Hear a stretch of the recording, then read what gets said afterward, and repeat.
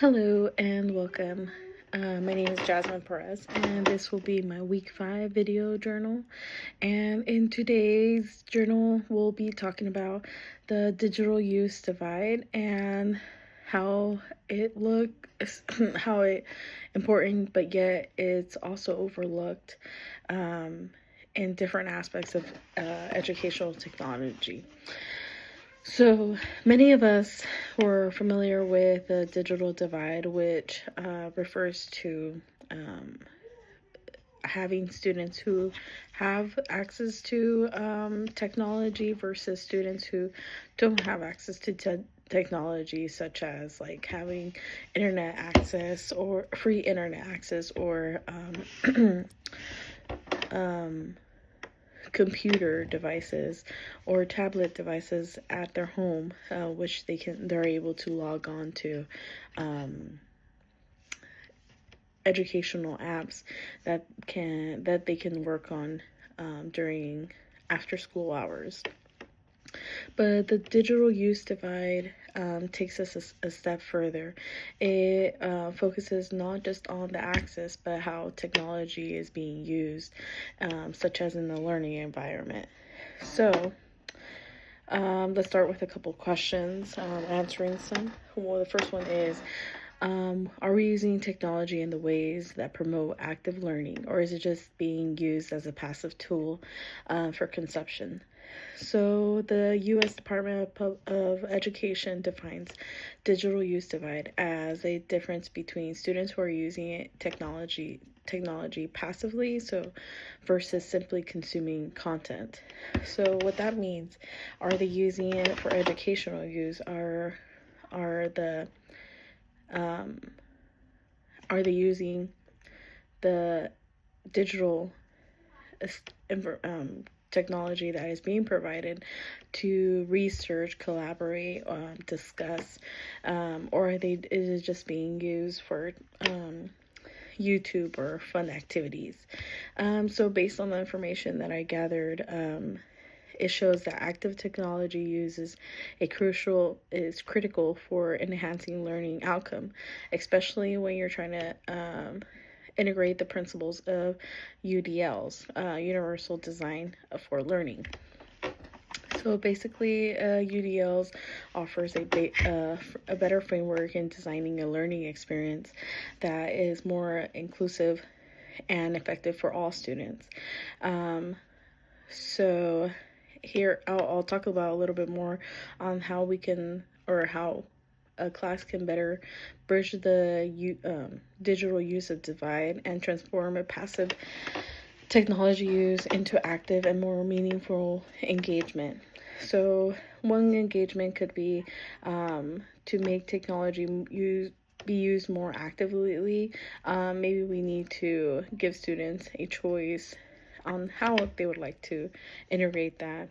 For instance, passively would be watching a historical event, and why not let them create a multimedia presentation from it?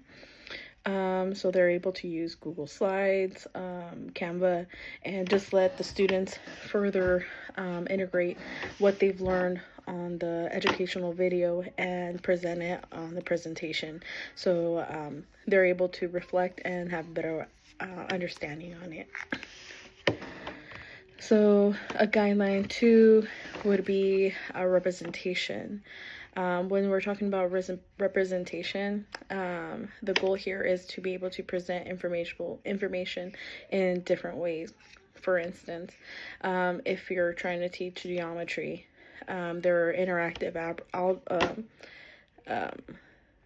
math apps that can be used, like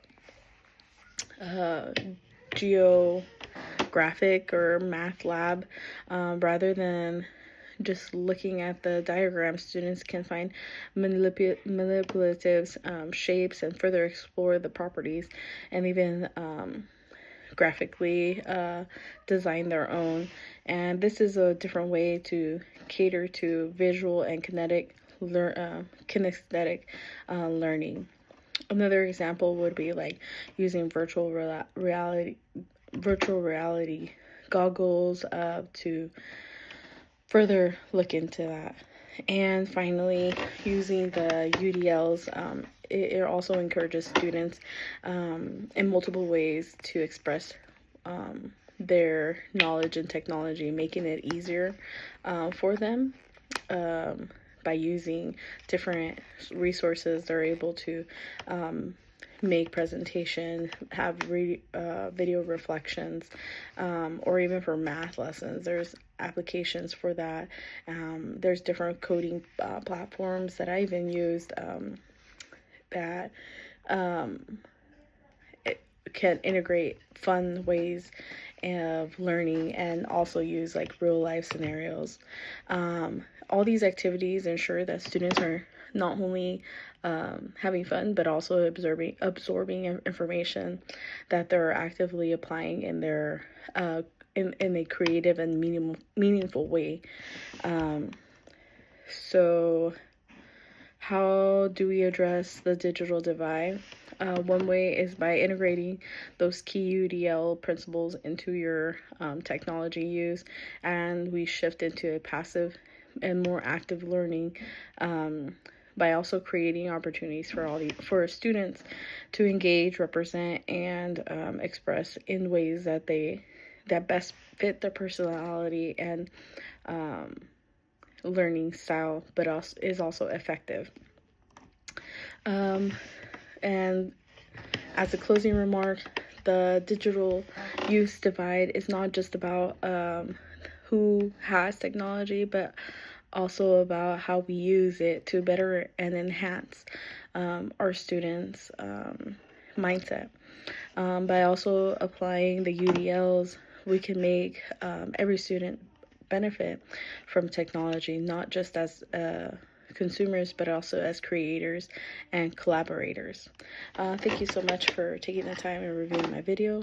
Have a great day.